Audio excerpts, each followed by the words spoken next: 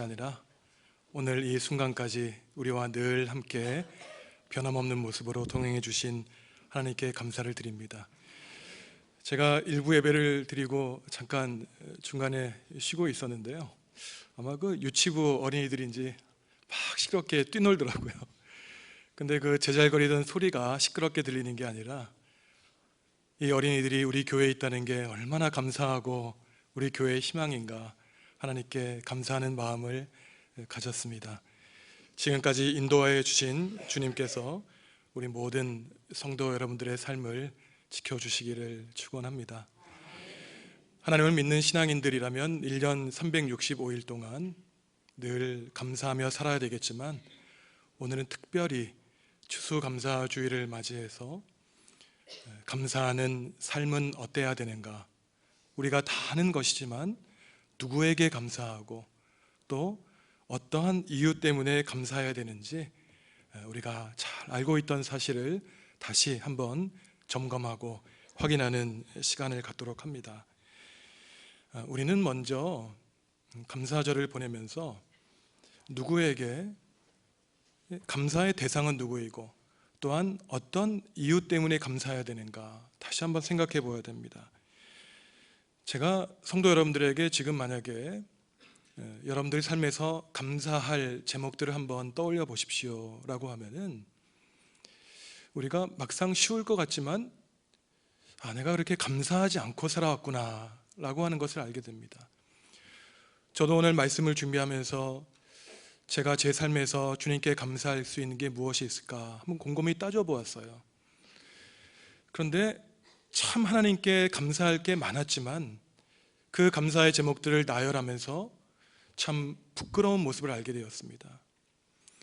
왜냐하면 제가 감사한 조건들이 저에게 좋은 부모님 주시고, 좋은 가족 주시고, 건강 주시고, 직장 주시고, 이러한 다 저를 중심으로 한 감사의 제목들이었어요. 내가 굉장히 이기적인 감사의 제목들을 가지고 살았구나, 하나님께 부끄럽고 죄스러운 마음을 가졌습니다.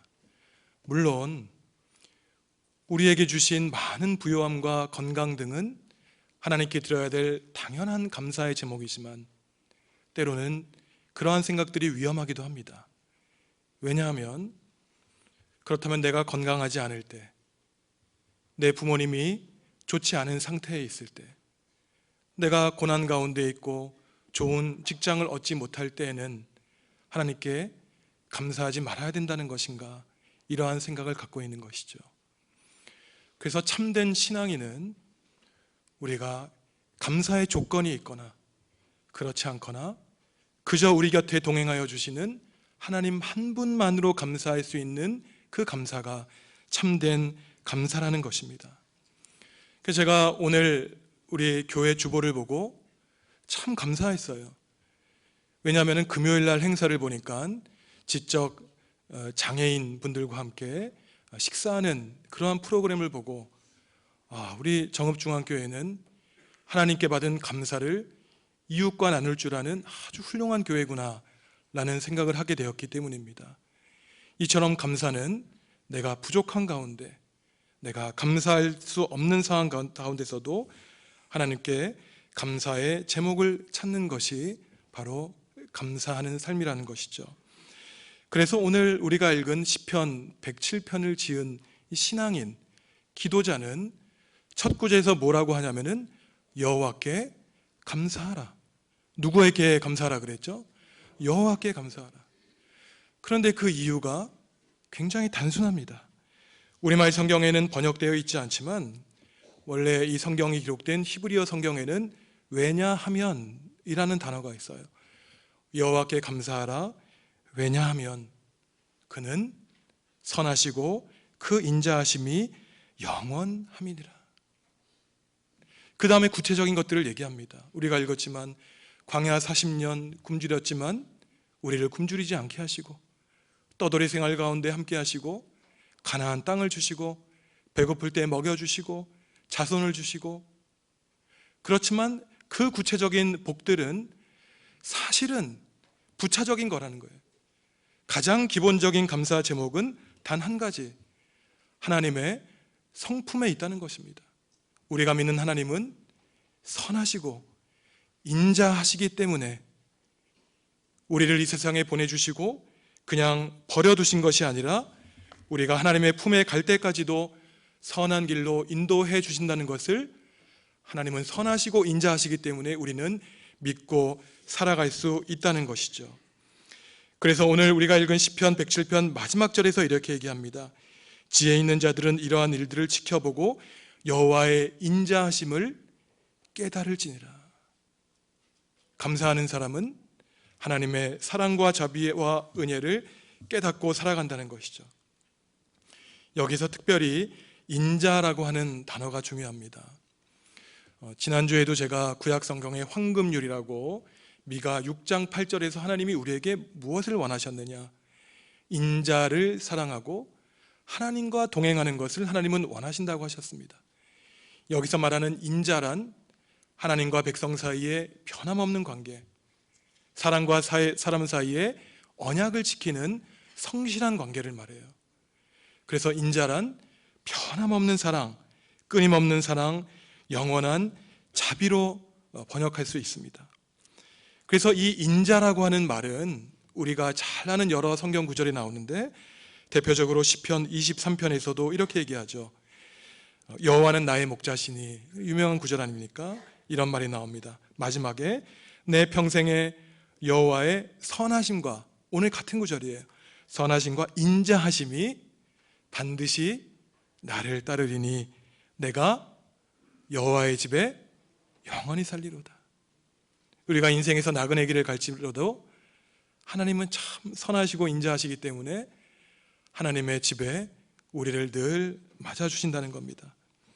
또한 이러한 하나님의 사랑과 인자에 대한 말씀이 예레미야애가 3장 22절과 23절에 나오는데, 이것도 유명한 구절이에요. 여호와의 인자와 긍휼이 무궁하심으로 우리가 진멸되지 아니함이니이다. 이것들이, 그러니까 인자와 긍휼입니다. 이것들이 아침마다 새로우니 주의 성실하심이 크시도소이다. 이러한 예레미야 3장에 있는 말씀으로 유명한 그 복음성가가 나왔죠. 주의 인자는 끝이 없고 그의 자비는 영원하며 아침마다 새롭고 늘 새로우니 주의 성실이 큼이라. 성실하신 주님, 저희가 같이 이 찬양을 함께 불러보려고 합니다. 같이 한번 가사를 생각하시면서 하나님의 사랑과 자비에 감사하며 찬양을 같이 부르시겠습니다.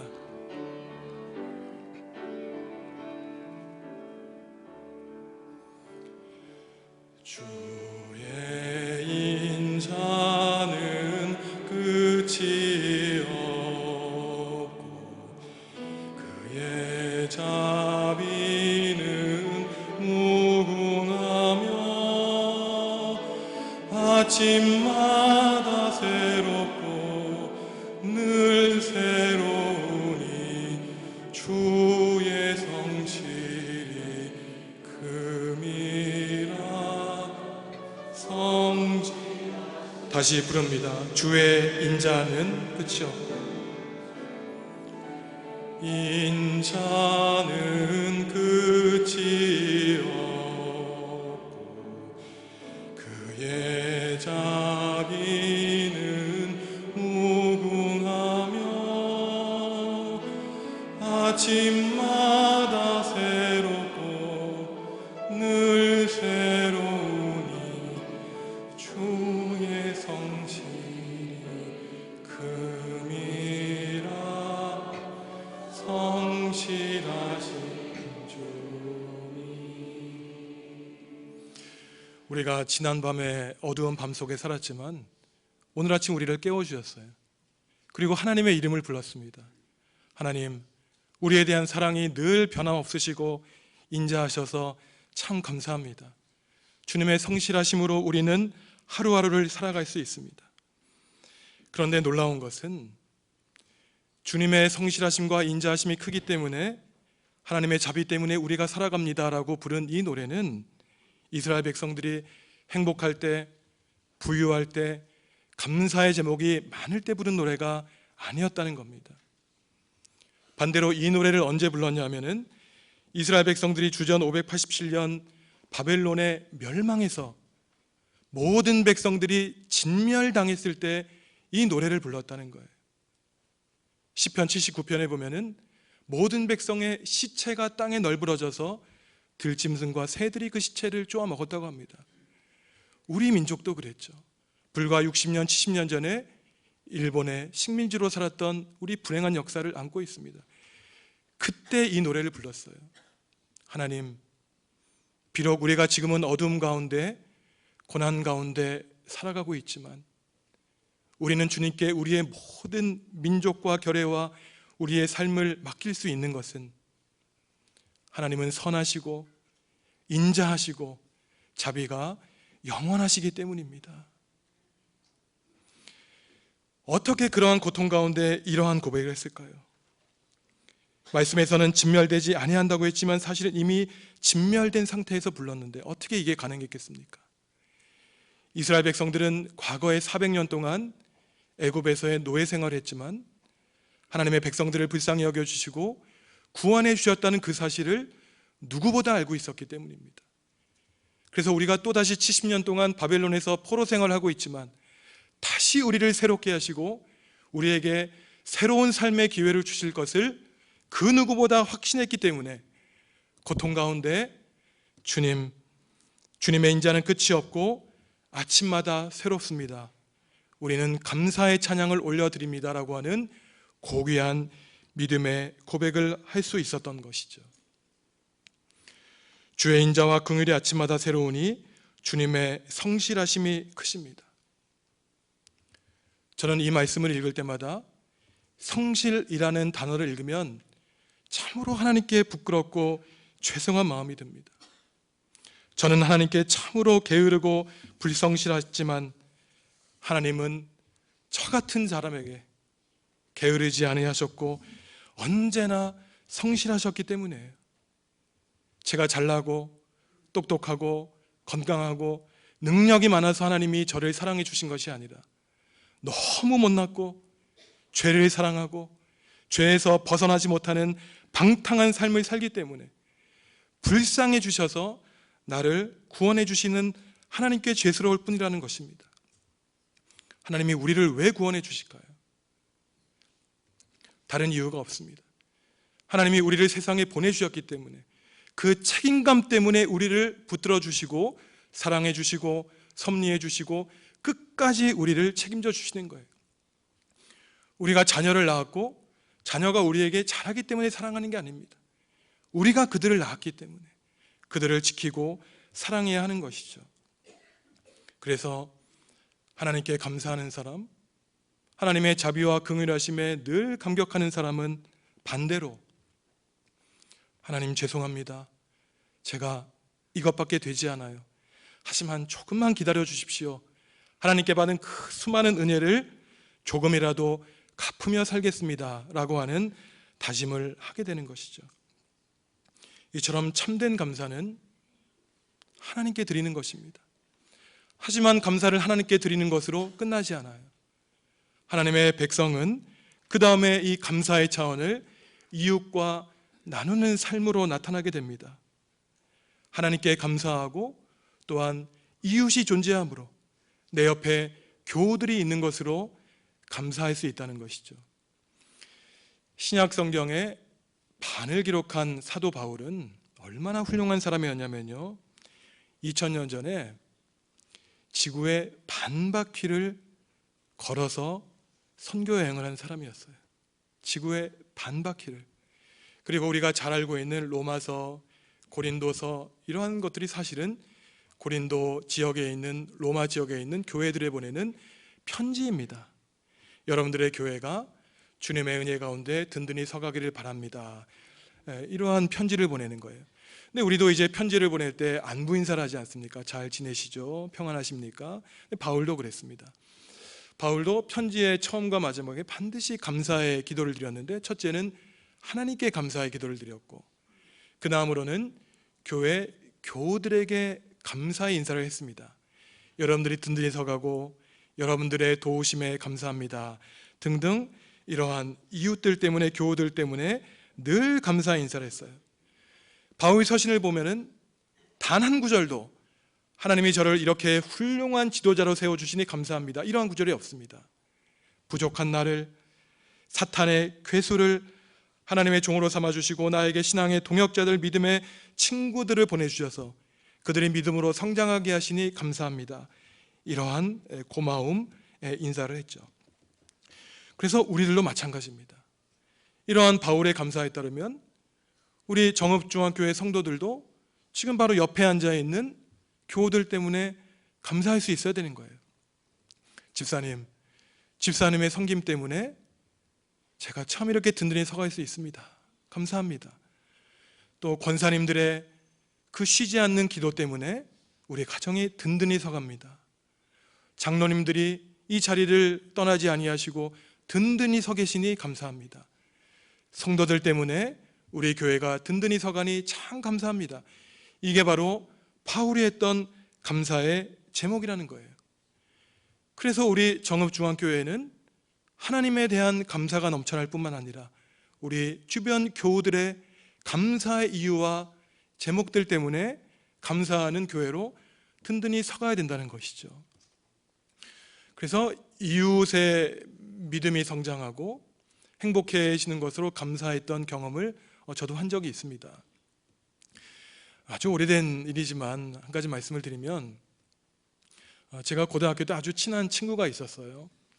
그래서 이제 그 친구가 생일을 맞이해서 제가 어떠한 생일 선물을 할까 하다가 그 성경책을 예쁘게 포장해서 줬습니다. 근데 그 친구가 그 성경책을 받고는 그렇게 좋아하지 않더라고요. 뭐 이렇게 실망하지도 않았죠. 왜냐하면은 그 친구 가족은 아주 대대로 그 불교 집안이었기 때문에요. 집안 곳곳에 부적이 붙어 있었고 그러한 집안이었습니다. 그런 친구한테 성경책을 주니까 뭐 이렇게 좋아하지는 않더라고요. 근데 한 10년이, 고등학교 졸업하고 한 10년 지난 다음에 어떤 일이 있었냐면은 그 친구 아버님이 군에서 이제 봉직을 하시다가 예편을 하시고 어느 기업체의 이사로 이제 취직을 새롭게 하셨습니다. 근데 암에 걸리신 거예요. 그래서 그 가족이 뭐 절에도 다니고 공양도 하고 뭐 의사도 수십 명 만나보고 했지만 앞으로 6개월밖에 살 수 없다라고 하는 시한부 판정을 받은 겁니다. 근데 어떻게 전도를 받게 돼서 하나님께 기도하고 온 가족이 신앙을 받아들이게 된 거예요. 근데 아버지가 예정된 것보다 그저 뭐 몇 달 더 사시고 결국은 돌아가셨습니다. 그래도 얼마나 놀라운 일이 벌어졌냐면은 그 아버지의 병환 때문에 온 가족이 하나님의 복음을 받아들이고 기도해서 그 아버지의 죽으심 때문에 온 가족이 구원받는 일이 생기게 된 거예요. 그래서 제가 그때는 이제 목사가 되었을 때이기 때문에 30대 초반에 그 친구가 저한테 연락을 해서 제가 위로 예배를 인도했던 기억이 납니다. 근데 그 친구가 그때 제가 선물했던 성경책을 들고 있는 것이었어요. 제가 그때 얼마나 놀랐냐면은 하나님의 구원의 역사가 이렇게 사람의 생각과 다르구나. 저는 그저 고등학교 때 강권에서 뭐 교회 나가자, 믿음을 가져라 그러지도 않고 그저 성경책 하나 선물로 주고 넘어갔지만 10년이 지난 다음에 하나님께서 직접 그 가정에 개입을 하셔서 그 모든 가족을 구원하신 역사를 일으켜 주셨던 것입니다. 그래서 우리가 감사하는 것은 그저 나에게 많은 것들을 주셔서 감사하는 것은 너무 기본적이라는 거예요. 그것은 하나님을 믿든 하나님을 알지 못하든 내가 행복하면 감사하고 내가 불행하면 원망하고 이것은 누구나 할 수 있다는 것입니다. 하지만 진정 하나님을 아는 사람들, 하나님에 대한 믿음이 자라갈수록 우리의 감사의 제목도 넓어져야 되는 것은 하나님의 인자하심과 사랑 때문에 그저 하나님만 한 분만으로 감사할 수 있고 옆에 있는 우리 교우들의 믿음이 성장함으로 감사할 수 있는 것이 바로 참된 감사라는 것이죠.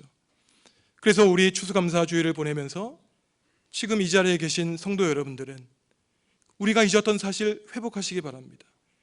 하나님이 계심으로 감사하고 우리의 믿음의 식구들이 있음으로 감사하고 내가 외로울 때 주님과 우리의 교우들이 동행해 주므로 감사할 수 있는 것을 우리는 실천하며 나아가 하는 것이죠. 사람들이 복을 받았다고, 은총을 받았다고 다 감사하는 것은 아닙니다. 그 복과 은총이 사라지면 다시금 다람쥐 쳇바퀴 돌 듯 또 불만해요. 누가복음 17장에 보시면 예수님이 나병 환자 10명을 고쳐주셨습니다. 그런데 우리는 그 병에서 나면은 예수님께 찾아가 참 감사합니다, 고맙습니다 인사할 것 같지만 9명은 그냥 제 길 갈 길로 갔어요. 한 명만 예수님께 감사의 인사를 드렸던 것입니다. 그래서 감사란 선택의 문제가 아니라 의무요, 결단이요, 하나님의 명령인 것을 우리는 알아야 됩니다. 그래서 사도 바울도 우리에게 이렇게 얘기하죠. 항상 기뻐하라, 쉬지 말고 기도해라, 범사에 감사하라. 이는 너희를 향하신 하나님의 뜻이니라. 우리가 볼 때는 이해하기 어렵습니다. 우리가 어떻게 늘 기뻐할 수 있습니까? 슬픈 일이 있는데. 그리고 어떻게 늘 기도할 수 있어요? 내가 너무 고통 중에 있을 때는 기도의 문이 닫힐 수도 있습니다. 그리고 괴로운 일에 감사하기 어렵죠. 늘 탄식하고 하나님께 눈물 지을 때가 많습니다. 그래서 사실 바울이 우리에게 말할 때에는 이것을 희구형이라 그래서 이렇게 번역할 수 있어요. 여러분이 항상 기뻐하기를 바랍니다. 쉬지 말고 기도하기를 바랍니다. 범사에 감사하기를 바랍니다. 왜냐하면 바울도 우리의 인생의 연약함을 알고 있었기 때문에 우리가 늘 기쁘지 않고 우리가 늘 감사할 수 없고 쉬지 않고 기도할 수 없는 연약한 인생이기에 바울은 그래도 고통과 괴로움과 외로움과 고독 가운데 그래도 기뻐하고 그래도 감사하며 그래도 기도하며 살기를 바울은 우리에게 부탁했던 것이죠. 기쁠 때나 슬플 때, 감사할 조건이 있을 때나 감사할 조건이 없을 때 늘 하나님께 의지적으로 감사하기를 하나님은 원하신다는 것입니다. 믿음의 길은 너무나 단순해요. 그렇게 복잡하지 않습니다. 하나님을 믿고 예수 그리스도의 십자가를 믿으면 구원받는다. 너무나 단순한 사실이에요. 그리고 인생에 괴로운 점이 있어도 우리가 불평하고 불만을 지우고 살 것이냐, 아니면 어렵고 고난의 삶 가운데서도 우리가 미소 잃지 않고 담담하게 하나님께 감사하며 살아갈 수 있을까? 너무나 단순한 것입니다. 우리가 하루하루 살아가면서 우리의 얼굴이 늘 감사함으로 넘쳐서 하나님을 모르는 사람들도 우리의 얼굴을 볼 때마다 주님을 아는 사람의 얼굴이구나, 우리의 얼굴로 감사함을 표현해야 되는 것이죠. 제가 아름다운 시 한 편 소개해 드리려고 합니다. 조한 테브너의 추수감사절의 그 아카티스트라는 노래예요. 지금 저희가 추수감사절을 보내고 있기 때문에 적절한데, 이 아카티스트라고 하는 말은 좀 어려운 말이지만 다른 게 아니라 앉지 않고 서서 부르는 노래라는 뜻입니다. 그래서 이 시인이 서서 하나님께 이런 노래를 불렀어요. 오 주님, 당신의 손님이 되는 것이 얼마나 좋은지요. 그러니까 하나님은 우주 만물의 주인이시고 우리를 손님으로 초대해 주셨다는 겁니다. 바람에 향내 나는 산들이 하늘로 솟고 거울 같은 여울이 자유로이 황금빛 구름을 비추입니다. 잔잔한 강이 하늘을 비춘다는 거예요. 저도 아침에 광주를 떠나서 차를 타고 오는데 그 아침에 이슬이 얼마나 아름다운지, 또 새벽빛 얼마나 아름다운지 참 황홀했습니다. 모든 자연이 비밀스레 속삭이며 당신에게 부비고 모든 새들과 동물들이 당신의 사랑의 표식을 담고 있습니다. 빠르게 지나가는 아름다움을 통해 은총받은 어머니 돼지가 영원한 고향 땅을 갈망합니다. 우리는 사람만 하나님을 찬양하는 것 같지만 온 세상의 곤충과 과일과 하물며 들풀도 하나님을 찬양한다는 것이에요. 그런데 이 아름다운 노래를 누가 언제 불렀느냐, 놀랍습니다. 이 시는 옛날 소련, 붕괴된 소련 스탈린의 통치 당시에 시베리아의 추운 감옥에서 러시아 정교회 사제가 종교 탄압을 받고 이제 사형 선고를 앞두고 부른 노래였어요. 그 사제는 하나님, 제가 하나님을 믿었는데 왜 저를 이렇게 만드십니까? 라고 하지 않았습니다. 하나님, 제 인생은 짧고 저는 하나님을 믿으면서 고난을 당하지만 세상에 수많은 자연이 하나님을 노래하는 것처럼 저도 그들과 함께 하나님을 찬양하겠습니다. 이러한 훌륭한 신앙의 고백을 했던 것이죠. 우리의 믿음의 조상들도 그러지 않았습니까? 100년 전 3.1운동, 우리의 신앙의 조상들도 바로 그 일제의 탄압을 받으며 하나님의 구원을 간절하게 바랐던 분들이 바로 위대한 우리의 신앙의 조상들이었던 겁니다. 참된 감사를 할 줄 아는 사람들은 내가 받은 조건 때문에 감사하죠. 하지만 그것은 너무나 기본적입니다. 훌륭한 믿음을 가진 사람은 하나님 한 분만으로 이 세상 모든 것 다 버려도 오직 하나님만 우리와 함께 하시고 나를 버리지 아니하시고 죄인을 품어주시고 기다리시고 우리를 구원해 주실 뿐만 아니라 죄인된 우리를 구원의 사역자로 삼으신 그 하나님의 놀라운 계획과 섭리에 감사할 수 있는 것입니다. 그리고 지금 옆에 있는 이웃, 우리의 교우들 때문에 삼겹줄은 끊어지지 않는다라는 말씀처럼 서로를 격려하며 믿음으로 이겨내게 하는 교우들이 있기 때문에 우리는 감사할 수 있는 것이죠. 정읍중앙교회 성도 여러분, 하나님의 사랑과 하나님의 영원무궁하신 자비와 은총의 지조를 지키시기 바랍니다. 하나님이 우리에게 베풀어 주신 큰 사랑, 비교할 수 없는 그 사랑에 100분의 1, 만분의 1이라도 갚을 수 있다면 우리가 지나가고 있는 이 어두운 터널이 그리 어둡지 않습니다. 왜냐하면 하나님의 사랑과 인자하심이 아침마다 변함없이 동일하게 우리에게 내려주시기 때문이죠. 참된 신앙에는 하나님이 계시기에 그 이유 하나만으로 감사할 수 있습니다. 하나님 한 분만으로 기쁘고 감사합니다. 예수 그리스도의 십자가만으로 우리는 감격스럽습니다. 정읍중앙교회가 어제보다 오늘, 오늘보다 내일 감사가 넘쳐나는 주님의 세우신 교회가 될 수 있기를 주님의 이름으로 축원합니다. 기도하겠습니다.